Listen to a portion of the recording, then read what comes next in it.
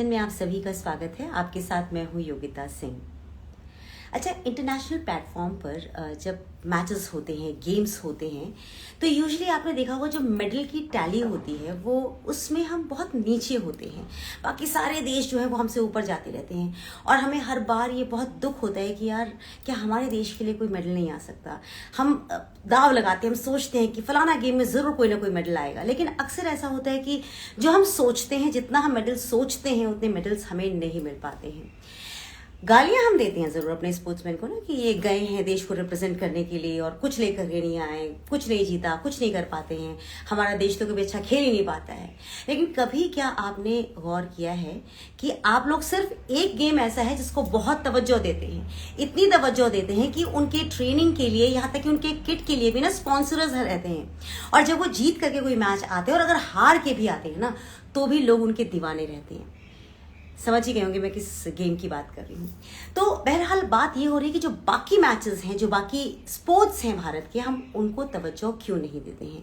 अगर आप और हम मिल करके ना उन गेम्स को तवज्जो दें, अगर हम उनके मैचेस देखें, उनके मैच के टिकट्स खरीद के देखें ना, तो शायद उनकी स्थिति भी बहुत बेहतर हो सकती है। आज मैंने आमंत्रित किया है अतुल राघव जी को, जो कि टाइकोंडो के बहुत अच्छे एथलीट हैं और ब्रॉन्ज मेडल जीत चुके हैं, बहुत सारे स्पोर्ट्स में बहुत सारे मेडल्स जीत चुके हैं, पर उसके बावजूद उनकी भी प्लाइट यही है कि जो तवज्जो बाकी मैचेस को मिलता है वो उनके स्पोर्ट्स को या उसके अलावा जितने भी और स्पोर्ट्स हैं उनको क्यों नहीं दिया जाता। वो फिलहाल ब्रांड एम्बेसडर हैं गाजियाबाद नगर निगम के। उसके पहले सुरेश रैना जी थे, अब अतुल जी हैं।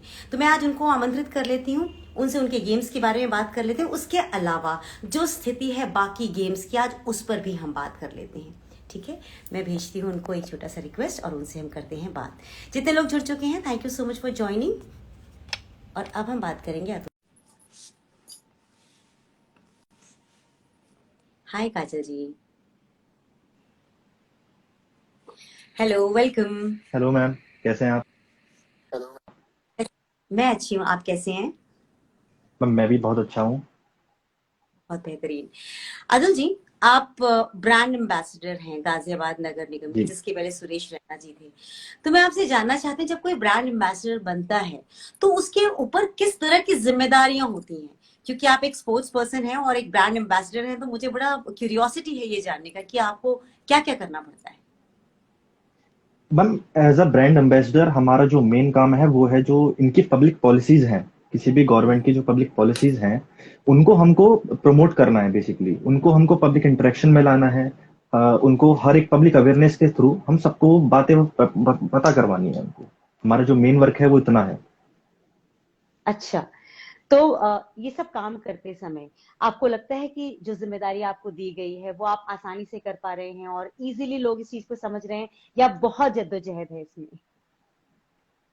मैम किसी भी काम करने को मैम आसान तो कुछ नहीं है, बहुत जद्दोजहद है। क्योंकि जहां आप लिख देंगे यहाँ थूक ना मना है, लोग वहीं सबसे ज्यादा थूकेंगे। तो ये ये एक बहुत अच्छा प्रिंसिपल है जो मेरे को भी सर ने बताया था। और हाँ, मैं जितना भी उनको समझा लूं, क्योंकि अब क्या है, जो समझ सकती है ना, जो एक वर्किंग पॉपुलेशन है वो यूथ है। अब मैं किसी एज पीपल को 45 प्लस या 55 प्लस को मैं समझाऊंगा तो वो इतनी जल्दी चीजों को नहीं समझेंगे जितना एक 20 साल का, 19 साल का या 25 साल का लड़का या लड़की समझ जाएगी। तो हमारा जो मेन मोटिव ये है कि हम स्कूल्स के थ्रू, कॉलेजेस के थ्रू या जितने भी हम सेमिनार्स ले सकते हैं उनके थ्रू हम यही समझें कि कम से कम आप साफ सफाई ही नहीं कर रहे हैं तो गंदा भी ना करिए, ये उतना ही सहयोग है। बिल्कुल ठीक आपने कहा। अच्छा, टाइकोंडो के आप एथलीट हैं, तो आज हम आपके स्पोर्ट्स के बारे में ही बात कर लेते हैं, ठीक है बिल्कुल मैम। ना? टाइकोंडो में अब तक आपने किस किस लेवल पर गेम्स खेला और क्या क्या जीता है अब तक? बिल्कुल मैम, मैं शुरुआत करता हूँ। मैंने डिस्ट्रिक्ट में भी गोल्ड मेडल जीता है, जो वाह। जिला स्तर होती है प्रतियोगिता। हम्म। उसके बाद मैंने फिर राज्य स्तर पर मैंने गोल्ड मेडल जीता है। और फिर नेशनल्स में मैंने गोल्ड मेडल जीता है। फिर एक होता है, टूर्नामेंट होता है SGFI, School Games Federation of India, hmm. जो स्कूल की बॉडी, मतलब बेसिकली नेशनल बॉडी कंडक्ट करवाती है। वहां तक हम्म। भी पार्टिसिपेट करा था, बट अनफॉर्चुनेटली मैं उसको मेडल नहीं ले पाया था उस साल, क्योंकि मेरे जो राइट लेग में एक फ्रैक्चर हो गया था, ओ। माइनर। तो बट उसके बाद बट नेशनल्स में मैंने दोबारा रिप्रेजेंट करा, दोबारा हम्म। मैं गोल्ड मेडल मैंने जीता। बट SGFI में उस टाइम पे कनकर नहीं कर पाया था क्योंकि वो बेस्ट देखते हैं। और अच्छा। देन उसके बाद मेरे दो नेशनल्स में मेरे गोल्ड मेडल हो चुका था। तो उसके बाद फिर मैं G2 फुजियारा जो दुबई में हुई थी चैंपियनशिप 2020 में, हाँ। उसमें मैंने फिर कांस्य पदक जीता अपनी वेट कैटेगरी में। वाह। और देन उसके वहां से जब मैं आया था तो मेरा जो नाम था वो प्रधानमंत्री राष्ट्रीय बाल पुरस्कार के लिए नॉमिनेट करा गया था। मेरे पास वेरिफिकेशन आया था, बट अनफॉर्चुनेटली मेरे को मिला नहीं। बट नॉमिनेशन गया, मेरे लिए उतनी ही बहुत बड़ी बात थी। अरे वाह, अरे वाह। तो और अभी मैं फिलहाल में नगर निगम गाजियाबाद का ब्रांड एम्बेसडर नियुक्त हूँ। क्या बात है। अच्छा, तो आपने गेम्स खेलना बचपन से ही शुरू कर दिया था क्या? जैसे मैं देखती हूँ बहुत सारे बच्चे ताइक्वांडो बहुत बचपन में ही शुरू कर देते हैं, छोटी सी उम्र में। आपका भी कुछ ऐसा ही था क्या? नहीं मैम, काश मैं कर देता तो आज और आगे होता। बट मैंने करा नहीं था। मैंने 2017 में बेसिकली प्रोफेशनली खेलना शुरू करा था। उससे पहले मैंने मिक्स मार्शल आर्ट शुरू करा, उसका जो बेसिक अमेच्योर कोर्स होता है मैंने वो कंप्लीट करा था। Then hmm. I went for a championship जो नोएडा में कंडक्ट करवाई गई थी। अच्छा। वहां पे मैंने पार्टिसिपेट करा और वहां पे मैंने ब्रॉन्ज मेडल जीता। मेरा वो पहला टूर्नामेंट था, मेरे को अभी भी याद है। बट मेडल तो मिल गया, पर मार बहुत पड़ी थी। तो उसके बाद मेरे हाँ। को समझ आ गया कि यार ये नहीं है, क्योंकि कोई कोई गार्ड्स नहीं है, कुछ हाँ। पहनना नहीं है। सिर्फ हाँ। आपको एक एल गार्ड दिया जाता है, बस वो होता है एल गार्ड और माउथ हाँ। गार्ड, बस वही पहन के खेलना हाँ। होता है। तो मैं कहा यार हाँ। ये तो नहीं है। तो फिर मैंने देखा, फिर मैंने थोड़ा रिसर्च करा। तो और उस टाइम पे क्या है, हमारे गाजियाबाद में या आसपास नोएडा वगैरह में भी इतने हम्म। सेंटर्स अभी भी नहीं है। मैं बोलता हूँ ये हम्म। काफी एक मेजर ड्रॉबैक है, किसी एथलीट की परफॉर्मेंस नहीं आ पा रही है, क्योंकि एक प्रॉपर एक हॉल नहीं है या एक ट्रेनिंग सेंटर डोजांग नहीं है जहाँ पे बच्चे प्रैक्टिस कर सके। तो 2000 ऑब्वियस सी बात है 2017 में भी नहीं थे। तो मैंने फिर रिसर्च करी और कोइंसिडेंटली मैं टाइकोंडो में आ गया था, क्योंकि मेरे को शौक चढ़ गया था कि अब मेरे को ये सीखना है, मेरे को ये बहुत सीखना है। मार खाने के तो बाद। हाँ, नहीं वो मेरा पहला टूर्नामेंट था, उसमें पड़ी बहुत थी, पर जीत अभी था। तो मेरे को लगा यार सीखना लवली। तो है, बट ये हाँ। नहीं तो दूसरा गेम ही सही। तो मैंने टाइकोंडो रिसर्च करा, क्योंकि टाइकोंडो एक अनकन्वेंशनल स्पोर्ट है, अभी भी इतना हम्म। पॉपुलर नहीं है यूथ में। और एक मिसकंसेप्शन बना हुआ है, अगर आप अभी भी पब्लिक से पूछोगे तो टाइकोंडो, कराटे, आपका मौत है, इन सबको एक ही मानते हैं। हाँ। इनको अभी कोई डिफरेंस नहीं है, सबको एक ही चीज मानी जाती है। जी। और ये अभी भी चलती आ रही है। तो अब कराटे में फिर भी लोगों ने इम्पैक्ट बना हुआ है, बट टाइकोंडो अभी भी एक अनकन्वेंशनल स्पोर्ट है। तो मेरे को लगा व्हाई नॉट चूज दिस। किसी हम्म। दूसरे मैरी कॉम, दूसरा सचिन तेंदुलकर बनने से अच्छा है कि मैं पहला बनूं अपने गेम में। तो मैंने इस चीज को मैंने आगे करा। और फिर जब मेरे को लगा कि ट्रेनिंग सेंटर्स मेरे पास यहाँ नहीं है, यहाँ से अराउंड 12 किलोमीटर पे दिखा रहा था उस टाइम पे, और मैं हम्म। 8th क्लास में था। तो इवेंचुअली घर वालों ने भी इतना नहीं भेजा। तो हम्म। कि 12 किलोमीटर डेली का ट्रेवल होगा, फिर पढ़ाई कब हम्म। करेगा। हम्म। तो फिर मैं और मेरा फ्रेंड था दक्ष, हम दोनों क्या करते थे, हम वीडियोस देखते थे यूट्यूब पे और सीखते थे। तो मैंने अच्छा। किक्स वहां से शुरू करी। किक्स करते वहीं से प्रैक्टिस हमारी शुरू हुई। और एक कोइंसिडेंटली क्या हुआ कि हमारे जो स्कूल था उसमें हमारे जो पीटी के सर थे, उन्होंने पूछा कि एक टाइकोंडो चैंपियनशिप आ रही है, तो क्या कोई पार्टिसिपेट करना चाहेगा। हम्म। तो 2-3 फ्रेंड्स ने मेरा नाम ले दिया कि अतुल। अब हाँ। आई वाज लाइक यार मैंने तो सीखा ही नहीं है। तो ऐसे सर ने बोला चलो एक काम करो, ट्राई कर लो, खेलो। हाँ। तो मैंने सारे रूल्स वगैरह पढ़ के गया और इवेंचुअली मेरा मेडल आ गया। वाह। वो किक काम कर गई, पढ़ वो किक के काम भी, कर गई। पढ़ के भी। तो हाँ। पढ़ के, हाँ, रूल्स और किक सीख के यूट्यूब से मेरा मेडल हाँ। आ गया। अब यहाँ से मेरी टाइकोंडो की जर्नी बेसिकली स्टार्ट हुई थी। और यहाँ से फिर मैं खेलता गया और फिर मैंने जब देखा कि अब मेडल्स आ रहे हैं तो अब मेरे को प्रॉपर सीखना पड़ेगा। हम्म। तो फिर मैंने जो मेरे कोच हैं, संजीव चौरसिया जी, मैंने उनके उनसे सीखा, उनके अंडर गाइडेंस ली, ट्रेनिंग करी। और 2017 से लेके 2020 तक एक भी ऐसी चैंपियनशिप नहीं गई जिसमें मेरा मेडल ना आया हो। वाह। Congratulation, congratulation. Thank you ma'am. लेकिन जैसा अभी आपने बताया कि आपके यहाँ पर कोई ऐसा मतलब जोन भी नहीं बनाया हुआ है कि बच्चे ताइक्वांडो सीख सके, है ना? आपको ये चीज अपने समय की ध्यान है, तो आपने उसको ध्यान में रखते हुए कि आप कुछ ऐसा प्लेटफॉर्म बाकी बच्चों के लिए तैयार किया कि चलो मेरे साथ तो ऐसा हुआ, आप लकी थे कि आप यूट्यूब देख के भी सीख गए। वरना हाँ, मुझे नहीं लगता कि कोई यूट्यूब देख करके सीख सकता है, आप उसको भी सीख गए। मतलब आपके अंदर कैलिबर था, आपको सिर्फ हल्का सा गाइडेंस चाहिए था और आप आगे निकल आए। बहुत से बच्चे हैं जिनको चाहिए, जो सीखना भी चाहते हैं। और मैंने बहुत सारे, जैसे हमारी सोसाइटी में मैंने देखा है, बच्चे ना टाइकोंडो सुबह सुबह सैटरडे संडे की जो छुट्टी होती है ना, उनके कोई टीचर आते हैं और वो सारे टाइकोंडो सर करके स्टार्ट हो जाते हैं। बड़ा मजा आता है उनको देखने में। तो ऐसा तो होना चाहिए आपके पास, तो आप कुछ कर रहे हैं? हाँ मैम, मैंने मैंने और जो मेरा कलीग है, जो जिन्होंने साथ में हमने शुरू, मतलब उसने मेरे से पहले शुरू करा था, बट हम साथ हैं, 5 साल हो गए हैं हमको साथ में कर रहे हैं। तो हमने एक प्लेटफॉर्म तैयार करा है, नॉकआउट अरेना, जहाँ पे हमने क्या है, हम वहाँ पे प्रॉपर इक्विपमेंट्स, प्रॉपर गाइडेंस, सब चीज दे रहे हैं। और जो बच्चा जिसके पास भी कैलिबर है, क्योंकि एक फेडरेशन एक एसोसिएशन का क्या पार्ट है कि आप टैलेंट को आइडेंटिफाई करें, फिर उसको नर्चर करें, ताकि एक एथलीट की परफॉर्मेंस इंक्रीज हो, वो आगे मेडल ला पाए। तो जिसमें भी कैलिबर है हम उनको प्रॉपर एक स्पेस दे रहे हैं कि आप यहाँ पे प्रैक्टिस करिए। क्योंकि जो हमारे साथ थी, जब मैंने शुरू करा था, जब मेरे जितने भी फ्रेंड्स ने शुरू करा होगा, उस टाइम पे क्या इशू था कि हम ग्रास पे करते थे, हमारे पास मैट तक नहीं थी। और अभी भी मैं देख रहा हूँ, अभी भी गाजियाबाद में भी जो अब भी प्रैक्टिस करवा रहे हैं या कहीं और भी हैं, ये एक जनरल ट्रेंड बना हुआ है कि कोचेस क्या कर रहे हैं, कोचेस थोड़ा सा पैसा बचाने के चक्कर में बच्चों को अभी भी पार्क में ही सिखा रहे हैं, जो मैं मानता हूँ बहुत गलत है। हाँ, क्योंकि हम भी पार्क में मैट देखते हैं। घास पे, जी घास का जो गेम है, जैसे आपने सुना होगा कबड्डी, कबड्डी है, या आप माने कुश्ती, ये जो थी ये घास पे प्रैक्टिस होती है, मिट्टी पे प्रैक्टिस करते हैं, और जो मैट पे बिल्कुल थे वो गेम बिल्कुल अलग है। तो ऐसी ही टाइकोंडो भी है, ये मैट का गेम है, और अभी भी कोचेज पता नहीं क्यों कर रहे हैं ऐसा, बट अभी भी घास पे ही प्रैक्टिस करवा रहे हैं। उसमें चांसेस बहुत है, लगने की चांसेस हैं, क्योंकि आपके पास प्रॉपर इक्विपमेंट नहीं है वहां पे आसपास। तो बच्चे की एक एथलीट की परफॉर्मेंस कैसे ट्रैक करोगे आप, जब उसका गेम वहां पे मैट पे जाएगा और आप प्रैक्टिस करवा रहे हो उसको घास को, तो उसका एक अंडर कॉन्फिडेंस में आ जाएगा, वो डिलेमा में पड़ जाएगा कि यार ये क्या हुआ। तो बहुत सारे हैं अभी भी, और अभी कोचेज इतने गाइडेड भी नहीं है प्रॉपर। क्यों, उन्होंने क्या है, ब्लैक बेल्ट करा और सिखाना शुरू, एक हमारे एक अर्निंग का सोर्स हो गया। उनको ये नहीं है कि प्रॉपर हमारे को रूल्स पता हो, प्रॉपर एक कोचिस का जो आपका जो एमआईएस होता है ये करा जाए, ताकि हम प्रॉपर एक कोच कहलाए जाएं। क्यों, जिसको अगर मुझे ही कुछ नहीं आता होगा तो मैं और कुछ एक बच्चे को कहां तक सिखाऊंगा। ठीक है, जितना मेरे को आएगा मैं उस बच्चे को उतना सिखा दूंगा, बट उसके आगे क्या, उसकी परफॉर्मेंस वहां पर रुक जाएगी ना, वो उससे आगे नहीं जा पाएगा। तो फिर उनमें और हमें फर्क क्या रह गया, अगर हमने भी जिस चैलेंजेस से हम आए हैं, अगर वही बच्चा अब 2022 वाला बच्चा भी वही सेम गलतियां करेगा, तो फिर ताइक्वांडो कहाँ से इंप्रूव होगा, या कोई और गेम कहाँ से इंप्रूव होगा। तो ये काफी चैलेंजेस हैं अभी। देखिए, जैसा आप ये बात कह रहे हैं, मतलब मुझे लगता है कि ऑलमोस्ट हर खेल में क्रिकेट को छोड़ दिया जाए, बस जो जो उसमें लोग हैं वो बहुत प्रिविलेज्ड हो जाते हैं। उसके अलावा जितने भी गेम्स हैं वो सारे अंडर प्रिविलेज्ड गेम्स हो गए हैं, है ना। मतलब उनमें बिल्कुल अपनी मैम। पहचान बनाना, आप बता रहे हैं कि आप कितने सालों से खेल रहे हैं और आपको लगातार हर मैच में आप मेडल्स जीत रहे हैं। इतने मेडल्स जीतने के बाद भी एक मैच खेलने के बाद, सिर्फ एक क्रिकेट मैच खेलने के बाद एक स्टार बन जाता है। आपको स्टार बनने में कितना समय लग रहा है? तो ये जो आपको फर्क नजर आता है, इसको भरने का कोई तरीका है क्या जो आपकी नजर में है? हाँ मैम, ये बोला जाता है कि यार क्रिकेट क्रिकेट क्यों नहीं लिया तूने, क्रिकेट में भी तो है। अब मैम क्रिकेट अच्छा कर रहा है, बहुत अच्छा करे, बट इसका ये मतलब नहीं है ना कि हम क्रिकेट को नीचे ले आए और बाकी सारे स्पोर्ट्स को ले आए। क्रिकेट एक प्राइवेट फेडरेशन के थ्रू चलता है, और वो अच्छा कमा भी रहा है, स्पॉन्सरशिप एंडोर्समेंट सब चीजें मिल रही हैं, और लोगों का प्यार भी है। बट इसका मतलब ये नहीं है ना कि हम क्रिकेट को ही देखें सिर्फ, और किसी स्पोर्ट्स को ही ना देखें।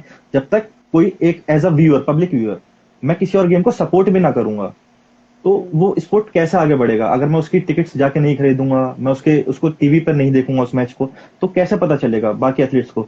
अगर मैं उस ब्लू जर्सी खेल पहन के मैं खेल रहा हूँ एक गेम, और वही ब्लू जर्सी पहन के टीम इंडिया खेल रही है क्रिकेट की, तो हम प्लेटफॉर्म पे तो सेम खेल रहे हैं ना, बट हमको इतनी रिकॉग्निशन नहीं मिल रही है। उसके कहीं ना कहीं मीडिया का भी एक रोल है, और गवर्नमेंट की भी है, फेडरेशन भी, मतलब इक्वली सब रिस्पॉन्सिबल है। बट उसको ठीक भी तो करना पड़ेगा। अगर सिर्फ हम प्रॉब्लम्स पे ही बात करते रह जाएंगे तो सॉल्यूशन कौन निकालेगा। तो स्पोर्ट्स क्रिकेट बहुत अच्छा कर रहा है, और इसका गैप मैम ऐसे बढ़ सकता है कि पहले जो अभी हमारी फेडरेशन की टसल चल रही है ये खत्म हो। अभी फेडरेशन नहीं हो रही है, इस पे मैं ज्यादा भी नहीं बोलूंगा, क्योंकि फेडरेशन सस्पेंशन का भी डर रहता है एज अ प्लेयर। तो फेडरेशन के टसल तो नहीं मैं बोलूंगा ज्यादा कि, बट हाँ है, फेडरेशन को काम करना पड़ेगा, गवर्नमेंट को साई को आगे बढ़ के काम करना पड़ेगा। एज अ जो कोचेज हैं उनको बात संभालनी पड़ेगी, प्रॉपर गाइडेंस के साथ बच्चों को ट्रेन करना पड़ेगा, तब जाके मैम ये कहीं ना कहीं गैप बढ़ेगा। और कंपनीज जो ब्रांड्स हैं उनको भी ये लगना चाहिए कि सिर्फ क्रिकेट ही एक गेम नहीं है, या पब्लिक व्यूअर को भी ऐसा लगना चाहिए कि क्रिकेट ही इकलौता स्पोर्ट नहीं है इंडिया में। हमको बाकी सब स्पोर्ट्स में भी उतनी ही एक एथलीट को रिस्पेक्ट देनी पड़ेगी, उतनी ही उनको ब्रांड्स अप्रोच करेंगी, ताकि उनको भी फंडिंग आए। क्योंकि अभी हमारे पास एक फंडिंग का बहुत मेन इशू है, हमारे पास कोई फंडिंग का सोर्स नहीं है। बिल्कुल ठीक है। अच्छा, अभी आप एक रिस्पॉन्सिबल पोजीशन पे हैं, जैसे आप गाजियाबाद में हैं, उस एक रिस्पॉन्सिबल पोजीशन पर हैं, तो अभी आपके हाथ में ये तो जरूर है कि आप चीजों को बदलने के लिए कुछ इनिशिएटिव्स उठा सकते हैं, कदम उठा सकते हैं। तो क्या आप अपने स्तर पे कुछ ऐसा करने की कोशिश करेंगे? मैम मैं करने की कोशिश नहीं करूंगा, मैं कोशिश कर रहा हूँ। और मैं नगर निगम के जो कमिश्नर सर हैं, नगर आयुक्त सर, मेरी उनसे वो टच में भी रहते हैं वो। तो मेरी उनसे यही रहती है। अब क्या है, हमने एक प्लेटफॉर्म, एक हमने सोच बनाई है कि हमको गाजियाबाद को स्पोर्ट्स सिटी बनाना है। हम्म। स्पोर्ट्स सिटी के अंदर हमने एक प्रॉपर एक लैंड एक अलॉट करा गया है ताकि वहां पे सब सारे स्पोर्ट्स हो सके। तो मैंने सर को उसमें बोला है कि टाइकोंडो जरूर इन्वॉल्व करा जाए, और अरे वाह। टाइकोंडो बिल्कुल फोकस करा जाए, क्योंकि बच्चे बहुत हैं करने वाले। टाइकोंडो के हम्म। बच्चे कम नहीं है, टाइकोंडो की जो एक पार्टिसिपेशन है वो कम नहीं है। टाइकोंडो का एरिया बहुत बड़ा है, बट यही है, प्रॉपर उनके पास गाइडेंस नहीं है, प्रॉपर चीजें नहीं है, तो वो बच्चे आगे नहीं बढ़ पा रहे हैं। उन्हें कोई गाइड करने वाला नहीं है, और फंडिंग का बहुत सोर्स है। तो हम इस चीज का बहुत ध्यान रख रहे हैं। और सर से मैंने बोला भी है कि जो भी बच्चा जिसमें भी कैलिबर दिखेगा, जो भी हम हम्म। आइडेंटिफाई टैलेंट को करेंगे, टैलेंट हम्म। हंट हम्म। के थ्रू हम करेंगे, तो हम्म। जो भी हमको बच्चे को लगेगा हम उसको प्रॉपर स्पॉन्सर भी करेंगे। ये आप सच में बहुत अच्छा करेंगे अगर ऐसा होता है तो। जैसे जो स्ट्रगल आपने देखा है, एटलीस्ट वो आने वाली जनरेशन या दूसरे बच्चे जो हैं जो स्पोर्ट्स में जाना चाहते बिल्कुल हैं मैम। वो नहीं झेलेंगे। That's really so nice of you. मुझे लगता है कि जो इस गेम में होता है ना, जिसने दर्द सहा होता है, वो ज्यादा अच्छे तरीके से सुधारने का काम भी कर सकता है। और भगवान ने आपको ये प्रिविलेज दिया है कि आप प्रिविलेज्ड है कि आपको एक ऐसा मौका मिला है कि आप बाकियों के लिए एक आसान रास्ता बना सके। अच्छा, मैम मुझे जरूर, एक हाँ। मेन ये रहता है ना। हम्म। हाँ मैम, आप बोलिए। नहीं प्लीज, आप बोलिए, आप बोलिए। मैम एक जो मेन एक इंसान के लिए रहना चाहिए, वो मैं जो मानता हूँ कि उसको एक अपनी यूटिलिटी बनानी पड़ेगी, ताकि लोग उसको पूछे। अब मैं आपको एक अपना एक लाइव एग्जांपल बताऊं, तो जब मैं ब्रॉन्ज मेडल जीत के आया था, तो गाजियाबाद के जो उस टाइम पे डीएम थे, नाम नहीं लूंगा, या जो डिस्ट्रिक्ट हम्म। स्पोर्ट्स ऑफिसर थे, उनको ये बात पता थी कि गाजियाबाद हम्म। से 2 बच्चे जा रहे हैं, और ये हम्म। पहली बार है कि कोई 2 बच्चे टाइकोंडो से पार्टिसिपेट कर रहे हैं जी लेवल टूर्नामेंट में। अच्छा। तो और जब, हाँ, ये उन दोनों को बात पता थी, और लेटर भी गया था। लेटर मैंने भी ओके। उनको भेजी थी, सेंड करी थी। हाँ हाँ। वहां से जब मैं मेडल जीत के आ गया हम्म। था, तो उनको ये बात भी पता थी। बट उन्होंने ना तो मेरे को कोई फेलिसिटेट करा, ना कोई अप्रिसिएशन दिया। ठीक है। हम्म। तो ये चीज मुझे कहीं ना कहीं खटकी थी, ये क्यों। और उसी टाइम पे कोविड, आई थिंक कोविड आया नहीं था, हाँ। जब मैं मेडल जीत के आया था फरवरी में, जब उस टाइम पे कोविड आया नहीं था, तो वहां पे उस साल 10th और 12th के रिजल्ट भी आए थे, सीबीएसई आईसीएसई के। तो जो उस साल अच्छा। के टॉपर थे, हम्म। उनको सर ने फेलिसिटेट करा था। तो फिर मेरा एक क्वेश्चन था, जेन्युइन क्वेश्चन था, कि ये इतना डिस्क्रिमिनेशन क्यों। जो एक डिस्ट्रिक्ट का टॉपर है, आप उसको फेलिसिटेट कर रहे हो, बट एक जो नेशनल इंटरनेशनल लेवल पे जो खेल के आया है, जो मेडल लेके आया है, आप उसको हम्म। फेलिसिटेट आप उसको नहीं कर रहे, जस्ट बिकॉज कि वो टाइकोंडो एक हाईलाइटेड स्पोर्ट नहीं है, बट एक ओलंपिक गेम है। 2001 से ओलंपिक गेम है, बट इतना हाईलाइटेड नहीं इस वजह से। तो मेरे को लगा वो लोग पूछ नहीं रहे हैं। अब जो डीएम, जो डीएसओ, डिस्ट्रिक्ट हम्म। स्पोर्ट्स ऑफिसर, जो मेरे को जब पूछते नहीं थे, आज मेरी उनसे बात होती है, आज वो मेरे को हम्म। बराबर पूछते हैं। क्यों? क्योंकि मैंने हम्म। अपनी एक यूटिलिटी बनाई। अब वो मेरे से पूछते हैं, अब मेरे को अब उन्होंने एक जगह पे रखा हुआ है। तो मैं सबको यही सजेस्ट करूंगा कि एक अपनी यूटिलिटी बनाओ, ताकि ये ऑफिसर्स, इतने बड़े लेवल के ब्यूरोक्रेट्स भी आपको पूछें। देखिए, हमारे साथ ना जुड़े हुए कृष कृष जी हैं। इनका नाम कृष नहीं, सॉरी। इनका नाम, इनका बस आईडी है कृष मुंबई के नाम से। इनका नाम अनुराग जी है। और ये एक ना, इन्होंने एक इनिशिएट, मैंने लास्ट टाइम इनका लाइव किया था, अगर आपको ध्यान होगा। अनुराग जी का लाइव जी। किया था मैंने, अनुराग श्रीवास्तव जी। तो ये एक बहुत अच्छा इनिशिएटिव चलाते हैं दीदी के नाम से। तो ये हमें हेल्प कर रहे हैं। ये कह रहे हैं कि इन्होंने कुछ रेफरेंस दिया है स्पोर्ट्स डाओ का, और उन्होंने कहा कि मेरा रेफरेंस देकर के आप हेल्प ले सकते हैं। तो मैं लाइव के बाद ना एक बार आपको इनसे जरूर कनेक्ट करवाऊंगी, और देखते हैं कि वो जो बता रहे हैं वो क्या चीज़ है, और स्पोर्ट्स में किस तरह से ये इनकी हेल्प जो है वो हमें मिल सकती है। Thank you so much Krish. Thank you so much for helping us out. अच्छा, आपके आइडियल कौन है जिनको आप फॉलो करते रहे हैं, या जिनकी तरह बनना चाहते हैं आप? मैम आइडियल मेरा कोई एक पर्सन नहीं है, या मैं किसी की तरह नहीं बनना चाहता। मेरा ये था कि जाने तो ये जाने कि हाँ, अतुल राघव है, किसी चीज में है। तो मेरा शुरू से यही गोल रहा था, और ये धीरे धीरे कहीं ना कहीं सक्सेसफुल भी हो रहा है, बट अभी बहुत टाइम लगेगा अभी और होने में। लगी हुई है मेहनत। और मैम आइडियल में जैसे अगर मैं बॉलीवुड से देखूँ तो विद्युत जम्वाल थे, जिनको ओ। मैं बहुत एडमायर करता हूँ। हाँ। वो काफी, उन्होंने भी यही करा, उन्होंने भी नेपोटिज्म के फेस करी है, उसके बाद भी अभी भी ये सर्वाइव कर रहे हैं इंडस्ट्री में। क्यों? क्योंकि हम्म। उनके पास एक यूटिलिटी है, जिसके थ्रू वो अभी भी काम कर रहे हैं। और मैम वो best, one of the best martial arts में आते हैं ऑल ओवर द वर्ल्ड। तो वो इंडिया से इकलौते एक पर्सन है। तो विजय जम्वाल को मैं काफी एडमायर करता हूँ। बाकी एक आपके विरान है, विरान फ्रांस से हैं। उनको मैं देखता हूँ, वो काफी एडमायर करते हैं, उनकी चीजें, उनका जो थॉट प्रोसेस है, वो काफी, उनको मैं एडमायर करता हूँ। लवली। अच्छा अतुल जी, जैसे आपकी लाइफ थोड़ी चैलेंजिंग रही है स्पोर्ट्स के मामले में, है ना, आपने हर चीज खुद एक्सप्लोर करके आगे बढ़ने की कोशिश की, घर के लेवल पे पेरेंट्स ने कभी आपको कहा नहीं कि बेटा यार क्या चक्करों में पड़ा हुआ है, कुछ नहीं मिलने वाला, ये गेम वेम खेल के कुछ होता होता नहीं है, पढ़ाई वढ़ाई कर, कुछ और बन, आईएएस ऑफिसर बन, ये बन वो बन, कभी ऐसा कुछ हुआ आपके साथ? हाँ मैम, एक बार हुआ था। और मैम ये कमाल की बात है कि 2018 तक, जब तक मेरा नेशनल्स में मेडल नहीं आया था, हाँ। तब तक मैंने घर वालों को बताया भी नहीं था कि मैं ताइक्वांडो कर रहा हूँ। अरे, तो जब खेलने जाते थे या जो कपड़े वपड़े होते हैं उसके, उससे पहचान नहीं पाते थे? नहीं मैम, बैग लेके जाता था, प्रैक्टिस करता था, बट बताया नहीं था कि मैं ताइक्वांडो खेल रहा हूँ। मैं ट्यूशन के बाद, मैं स्कूल से आया, ट्यूशन कंप्लीट करे और जाता था प्रैक्टिस करने की, जो हमारा रेगुलर टाइम होता था खेलने का। उस टाइम पे उनको भी लगता था खेलने जा रहा है, तो ये पता नहीं था। जब स्टेट में मेडल आ गया, फिर हाँ। नेशनल्स में जा रहा हूँ, तब उनको पता चला कि ये ताइक्वांडो कर रहा है। और उसके बाद उन्होंने सपोर्ट करा, उन्होंने पूरा सपोर्ट करा था, और अभी भी सपोर्ट करते हैं पूरा कि जो तुझे करना है तू कर, बट ध्यान रखियो कि फ्यूचर भी उतना ही इंपॉर्टेंट है करियर के साथ साथ, तेरे पैशन के साथ साथ।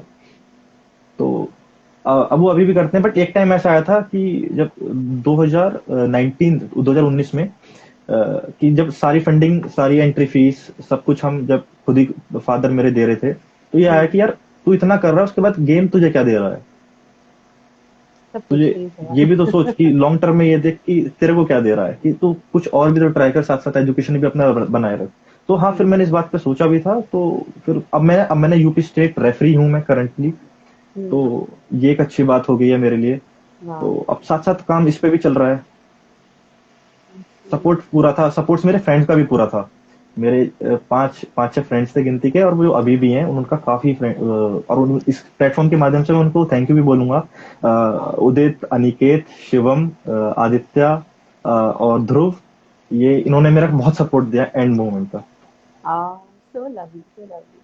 अच्छा, आप अपने दोस्तों को थैंक यू तो बोल रहे हैं, एक बात बताइए, कभी ऐसा भी हुआ था क्या गेम्स खेलते टाइम, जैसे आपने बताया कि आप डिस्ट्रिक्ट लेवल पे खेल रहे हैं, नेशनल लेवल पे खेल रहे हैं, अब मम्मी डैडी को तो बताया नहीं आपने पहले कि आप खेल वेल रहे हैं, तो स्टेट तक नहीं बताया था। पैसों पैसों का जुगाड़ कैसे करते थे आप, क्योंकि चीजें तो चाहिए दोस्तों से। हाँ, नहीं नहीं मैम, दोस्तों से नहीं, मैं फादर से ही लेता था।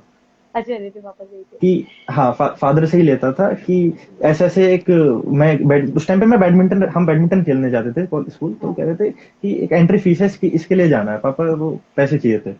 तो मना नहीं करते थे, पापा दे देते थे कि भाई बच्चा खेल रहा है तो दे दो। तो फादर ने दिया, फादर ने कभी मना नहीं करा इस बारे में कि खेल रहा है तो खेल। तो एंट्री फीस का तो हो जाता था, इतना कोई इशू नहीं था। बाकी न्यूज ने थोड़ा उछाला था मेरे को 2020 में, याद है, तो उनको टीआरपी चाहिए थी हाँ। कि बच्चे को कैसे बनाएं। तो 2020 में जब मैं दुबई से खेल के आया था, तो उन्होंने, हाँ। एक न्यूज चैनल थे, उन्होंने एक न्यूज चला दी, ये हम्म। 10 रुपए पॉकेट में लेके ये रोज महामाया स्टेडियम प्रैक्टिस करने जाता था। ओ। तो मतलब अच्छा। मैं वेल स्टेब्लिश, मेरी फैमिली इतनी स्टेब्लिश है कि वो अब कर सकती थी, बट ऐसा कुछ था नहीं। बट उन्होंने ऐसा प्रिटेंड करवा दिया। Fake fake news. अ, हाँ, फेक न्यूज। वो अरे उन्होंने इस टीआरपी के थ्रू उन्होंने वो करवा दिया, वो पब्लिसिटी स्टंट थी बेसिकली। ओ। मेरे से एक दो ने पूछा कि ऐसा कब हुआ, पापा मैं कह ने रहा मुझे भी नहीं पूछा पता होगा, ऐसा कब हुआ। पापा ने पूछा होगा, बेटा तू क्या हाँ, काम कर रहे उन्होंने हो, पूछा मैं कि तेरे ऐसा को कब हुआ, करवा और दूं। मैं कह रहा मुझे भी नहीं पता ये कब हुआ, क्योंकि वो लाइव इंटरव्यू था नहीं। उन्होंने जो क्लिप चलाई थी उसी पे उन्होंने बैकग्राउंड म्यूजिक में और वॉइस लगा के उन्होंने वो न्यूज चलाई थी, तो उन्होंने ये प्रिटेंड करा कि वो 10 रुपए लेके जाता था, जबकि ऐसा था भी नहीं। सावधान रहना पड़ेगा वैसी खबरों से, है ना, लोग ऐसे किसी की भी इमेज हाँ। को बनाना और गिराने का काम जो है वो चैनल्स कर देते हैं, ये सच में बहुत सावधान रहने वाली बात है। अच्छा, ये बताइएगा कि आपका अब तक का सबसे बड़ा ड्रीम क्या है जो आप चाहते हैं कि वो पूरा हो जाए? मैम, ड्रीम दो तीन है। जैसा अभी पहला ये है कि फैमिली को प्राउड करवाना है। एक, उन्होंने वो कभी तो ये ऑलरेडी देखा होंगे। नहीं कि मैं, हाँ वो प्राउड है, बट अभी मेरे को उनको ये दिखाना है कि जैसा अभी मैं न्यूज, कभी भी न्यूज चैनल्स पे लाइव नहीं आया हूँ, ओ। वो देखे मेरे अच्छा। को। तो मेरे को एक ये है अच्छा। कि हाँ, मेरे को एक बार ये करवाना है। बिल्कुल। दूसरा दूसरा ये है कि अभी ये चीज थोड़ी अभी पॉपुलर हो रही है कि लोग मेरे नाम, मेरे घर वालों को मेरे नाम से थोड़ा जाने, तो ये अभी धीरे धीरे हो रहा है। बट ये है कि दिखाना है कि हर चीज इस पूरे गाजियाबाद में कि हाँ, अतुल राघव कोई है, कोई मेरे को निग्लेक्ट ना कर सके। lovely, lovely। और मुझे तीसरा कि लगता है, सब बोलते हाँ। हैं कि आईएएस आईपीएस ही मेन चीज होती है। तो हाँ। मेरे को ये चीज और करके दिखानी है कि एक मेरे को इस पोजीशन पे और आना है चाहे वो स्पोर्ट्स के थ्रू आए, चाहे जो मैं अभी जिस पर काम कर रहा हूँ उसके थ्रू आए, कि ये लगे कि हाँ सिर्फ आईएएस आईपीएस ही एक ऑप्शन नहीं है। गेम्स के थ्रू भी नाम ऊंचा किया जा गेम के थ्रू सकता भी आप कर सकते हो। लाइक जॉब, अगर किसी को जॉब चाहिए तो मैं मानता हूँ स्पोर्ट्स एक बहुत अच्छा ऑप्शन है, क्योंकि स्पोर्ट्स एक इतनी अच्छी अपॉर्चुनिटीज देता है। बेशक टाइकोंडो इतना हाईलाइटेड नहीं है, बट अगर आपको जॉब चाहिए तो आप टाइकोंडो से इजीली जॉब ले सकते हैं, अगर आप कैलिबर है आपके पास और आपके पास टैलेंट है, आप हार्डवर्किंग पर्सन है, तो इजीली जॉब ले सकते हैं। अगर आप प्रेजेंट की बात करूं, तो अगर मुझे जॉब लेनी हो तो मैं एयरफोर्स, नेवी, आर्मी, आईटीबीपी में जॉब ले सकता हूँ, इवन इन रेलवेज। मेरे को ट्रायल्स देने में, और ट्रायल्स अगर मेरे पास कैलिबर है तो मैं ट्रायल निकाल हाँ, सकता हूँ, बहुत ऑब्वियस सी बात है। तो मैं जॉब ले सकता हूँ, तो जॉब के पीछे ना भागे। आप यूटिलिटी आप अपनी बनाएंगे तो सब कुछ आपके पास आएगा। बिल्कुल सही आपने कहा। जैसे अभी आप बता रहे हैं ना, तो मुझे ऐसा लग रहा है जो इतने सारे बच्चे ताइक्वांडो सीख रहे हैं, कहीं उनका मन ना ये सोच के उदास ना हो जाए कि हम बचपन से सीख रहे हैं, पता नहीं भविष्य इसका क्या है क्या नहीं रहेगा। लेकिन मैं प्रे करती हूँ ईश्वर से कि आप ताइक्वांडो पे इतना काम कर देना कि ये जो बच्चे आजकल के सीख रहे हैं, वो जब तक आपके लेवल पे पहुंचे उनके पास बहुत सारे ऑप्शंस हो, उनके पास भी बहुत सारे ब्रांड एंडोर्समेंट्स हो, ताकि उनको नाम मिल सके, उतना स्ट्रगल ना करना पड़े जो आपको करना पड़ा अब तक। बहरहाल, अगर आपको कोई एक चीज बदलने का मौका मिलता है, एनी वन थिंग, तो आप क्या बदलेंगे? मैम सिस्टम, जो सबसे क्योंकि मुश्किल काम है। सबसे मुश्किल काम है सिस्टम मैम, क्योंकि वो क्या है, जो अपर क्लास है, मेरा जो मानना है, मेरा जो परसेप्शन है, पॉलिटिकल, थोड़ा पॉलिटिकल प्रोसेसेस और इनको पढ़ के जो मेरा माइंडसेट है वो ये है कि सिर्फ यहाँ पे दो ही कास्ट हैं, दो ही तरीके के लोग हैं हमारे ऑल ओवर द वर्ल्ड, एक अरिस्टोक्रेट्स और एक कॉमन हम्म। पीपल। हम्म। अब अरिस्टोक्रेट्स को कोई दिक्कत होती नहीं है, चाहे सिस्टम हो चाहे कोई हो। जो जिनको दिक्कतें होती हैं, जो सामना फेल करते हैं, वो है कॉमन पीपल। आप उनको देखिए, आप चाहे किसी गवर्नमेंट ऑफिस में जाइए, किसी से मिलना हो, कुछ काम करवाना हो, तो 5 से 6 चक्कर लगवाएंगे, और उनको इतना, मतलब उनको इतना तड़पाएंगे, उनको इतना काम करवाएंगे, वो दिक्कतें मैम काफी झेलनी पड़ती हैं। अब किसी को एक मेडिकल, अपने कोई घर पे बीमार हो, हम्म। अब किसी को उसको एडमिट करवाना हो, तो अगर वो चाहकर भी एम्स में भर्ती नहीं करवा सकता, अगर आपकी कोई सोर्स नहीं है, पहचान नहीं है तो। Very right, very right. पहचान नहीं है तो, या अगर आपको भी जानता ना हो, आपको कोई रिस्पेक्ट नहीं देता, कोई इज्जत से नहीं देखता मैम, ये काफी एक ड्रॉबैक है, मैं मानता हूँ, जो बदलने की जरूरत है। जो आपने सोचा है ना, मतलब अक्सर मैं भी मन में ऐसा सोचती हूँ कि जो आम आदमी है ना, उसको लोग सच में आम की तरह ट्रीट करते हैं। उसको खाया पिया, गुठली निचोड़ी और फेंक दिया। कोई कोई टाइम दिया। अस्तित्व नहीं होता है, कोई अस्तित्व नहीं होता है। बहरहाल, हम वो उन गुठलियों में से एक है जो नया पेड़ पैदा कर देंगे, कोई टेंशन की बात नहीं है। रिवोल्यूशन तो आप ला ही रहे हैं, बहुत अच्छी चीज है। अच्छा, कोई रिग्रेट भी है क्या आपको, कुछ ऐसा आपके दिल में कभी चुभता है? हाँ मैम, रिग्रेट ये है कि अगर मैं काश 2 साल पहले और टाइकोंडो शुरू कर देता, तो आज मेरे पास तो और अपॉर्चुनिटीज होती और आगे कर पाता। क्योंकि एक सबका ये परसेप्शन बना हुआ है कि यार ओलंपिक्स में, सब ओलंपिक के लिए विश करते हैं, तो ओलंपिक में क्यों नहीं जाता। जबकि ये एक मेरे ऊपर भी खुद क्वेश्चन मार्क है कि मैं क्यों नहीं जा पा रहा, और इसके रीजन मैम काफी सारे हैं। फंडिंग, रैंकिंग, फेडरेशन टसल, तो इसकी वजह से कहीं ना कहीं साई से भी सपोर्ट नहीं है। तो अब एक इंसान कहाँ कितना करेगा। अब ओलंपिक में जाने के लिए एक इंडिविजुअल स्पोर्ट जो है, जैसे टाइकोंडो या कोई और भी स्पोर्ट है, तो उसमें जाने के लिए एक कोटा आता है हर साल एक कंट्री का, कि इतने हम्म। प्लेयर्स इस कंट्री के इस स्पोर्ट्स के लिए हैं। अब उसके लिए क्या देखेंगे, जो बेस्ट रैंकिंग प्लेयर्स होंगे उनको कोटा मिलता है। अब चाहे वो 2 प्लेस आए, 2 पोस्ट आए, तो अच्छा। वो 2 जनों को मिलेंगी। अब वो रैंकिंग में पार्टिसिपेट करने के लिए क्या करना होगा मैम, जी रैंकिंग चैंपियनशिप खेलनी पड़ेंगी। हम्म। अब जो वो चैंपियनशिप्स हैं, उनका जो खर्चा है वो काफी बहुत हैवी है। ठीक है। अब वो ऑब्वियस सी बात है, इंडिया में सिर्फ एक बार वो चैंपियनशिप हुई है, उसके अलावा वो अदर कंट्रीज, फॉरेन कंट्रीज में ही होती हैं चैंपियनशिप। अच्छा। तो अच्छा। अब उसका जो फंड है, उसकी जो कॉस्ट है, वो हमको ही बियर करनी है। और ऐसा तो है नहीं कि सिर्फ 3-4 चैंपियनशिप खेल के हमारी रैंक इंप्रूव हो जाएगी। हमें कॉन्स्टेंटली एटलीस्ट ईयर में 2 बार वो 2 से 3 चैंपियनशिप खेलनी पड़ेंगी, तब जाके हम वर्ल्ड लेवल पर आएंगे। और उसका जो मैम एक चैंपियनशिप का जो अराउंड कॉस्ट आता है, वो 80,000, 1 लाख, और डिपेंडिंग ऑन द कंट्री, किस कंट्री में वो ऑर्गेनाइज हो रही है। वेस्टर्न कंट्रीज में ऑर्गेनाइज करवाएंगे तो हम्म। खर्चा और ज्यादा आता है। तो मैम कोई अपनी फैमिली से, या जो एक वर्किंग क्लास नॉर्मल फैमिली है, वो कहाँ तक इतना बेयर करेगी। सही। गवर्नमेंट सपोर्ट नहीं करेगी। और फेडरेशन की थोड़ी टसल ऐसी है, जब तक फेडरेशन एक ठोस कदम नहीं उठाएगी, स्टेप नहीं लेगी, और दो जो फेडरेशन है ये एक नहीं होंगी या मिलकर काम ना करें साई के साथ, तब तक मैम कुछ हो नहीं सकता। क्योंकि आज तक 2001 से इंडिया में ओलंपिक स्पोर्ट्स ताइक्वांडो जो है वो ओलंपिक में है, बट आज तक कोई भी इंडिया से एक भी प्लेयर ओलंपिक में नहीं गया। और सिर्फ ताइक्वांडो की बात नहीं है, ऐसे बहुत इंडिजिनस स्पोर्ट्स हैं जिनमें आज तक कोई ओलंपिक में नहीं गया, बट वो वर्क खूब कर रहे हैं। मेरे से भी जो बहुत अच्छे खिलाड़ी हैं, बहुत सीनियर है मेरे, लतिका मैम, लतिका भंडारी, कशिश मलिक, अमन काद्यान, शिवम त्यागी, और जो एक इनसे भी ऊपर थे जो सीनियर मोस्ट हैं, अब उन्होंने भी गेम छोड़ दिया है। जो बाबा थे, बाबा यादव, ठीक है, राघव बोरो, इन्होंने गेम छोड़ दिया क्योंकि कहीं ना कहीं इनके पास भी फंडिंग का इशू रहा होगा या कोई और फैमिली इशू रहा होगा। बट ये एक टाइम पे बहुत टॉप प्लेयर्स थे। अगर इनको भी अपॉर्चुनिटीज नहीं मिलेंगी तो मैम मेरे को लगता है कि सर्वाइव इंडिया में ऐसे स्पोर्ट्स का कर पाना बहुत मुश्किल है। सही बात है। तभी हम जब मेडल टैलीज देखते हैं तो बड़ा बुरा लगता है, बड़े दुखी होते हैं कि हमारे पास कितने मेडल्स आए, क्यों नहीं आ रहे। सच्चाई यहाँ छुपी हुई है कि बिल्कुल। जब सपोर्ट ही नहीं मिलेगा, इंटरनल सपोर्ट नहीं मिलेगा, तो आप एक्सटर्नल, पहली बात तो जाने वाले लोग नहीं है। जो जा रहे हैं उनके पास ना प्रॉपर डाइट है ना चीजें हैं, तो कंपटीशन का लेवल वैसे ही ऊपर नीचे होता है।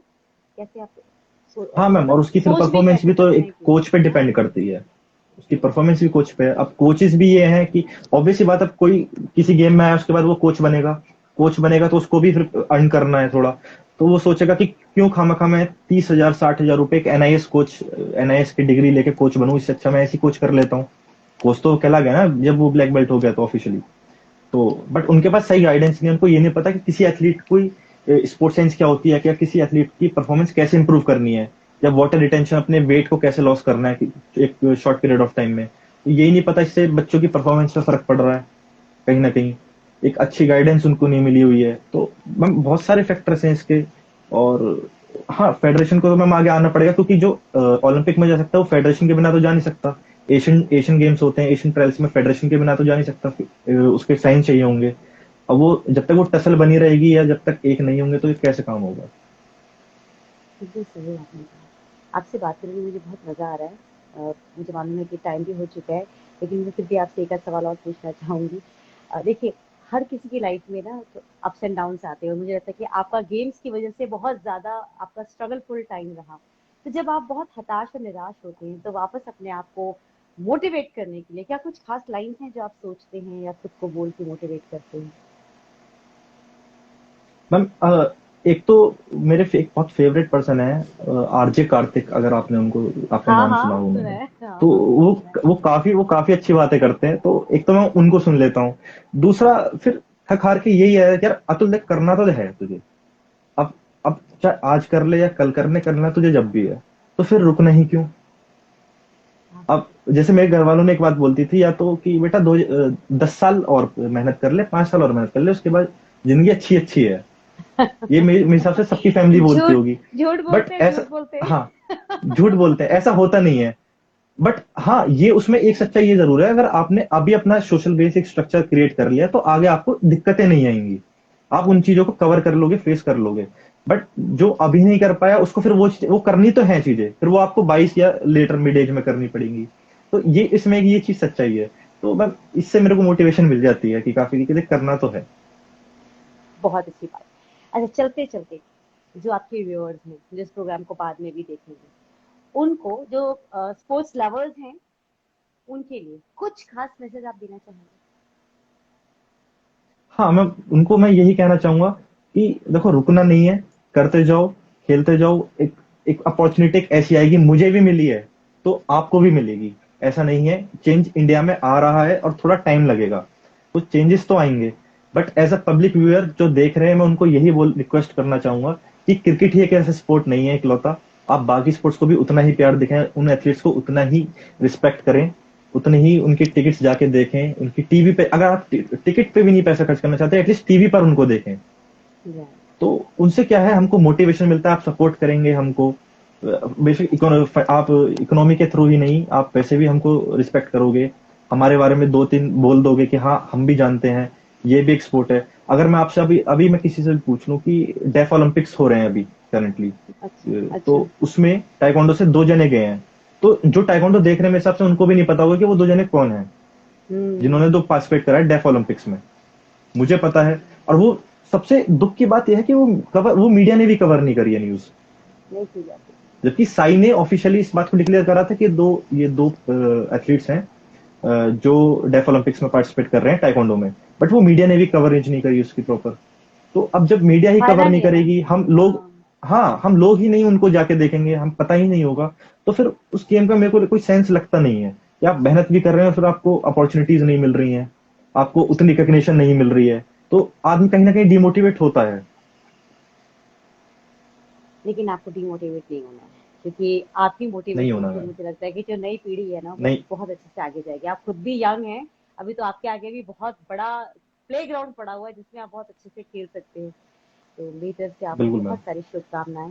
और ईश्वर से प्रे करते हैं कि लोग आपकी आवाज़ को वहाँ तक पहुँचाए जहाँ तक पहुँचना बहुत ज़रूरी है, क्योंकि हम आपस में बात करके रह जाए और ये बात आगे तक ना पहुँचे, स्पोर्ट्स अथॉरिटी तक ना पहुँचे, लोगों तक ना पहुँचे, तो कोई फ़ायदा नहीं है। तो आई जस्ट विश कि ज़्यादा से ज़्यादा लोग इसे समझें और स्पोर्ट्स को रिस्पेक्ट करें, और हम तो आपको रिस्पेक्ट करते ही हैं। Thank you so much Atul ji कि आपने अपना थैंक समय यू। हमें दिया। Thank you so much. Thank you ma'am.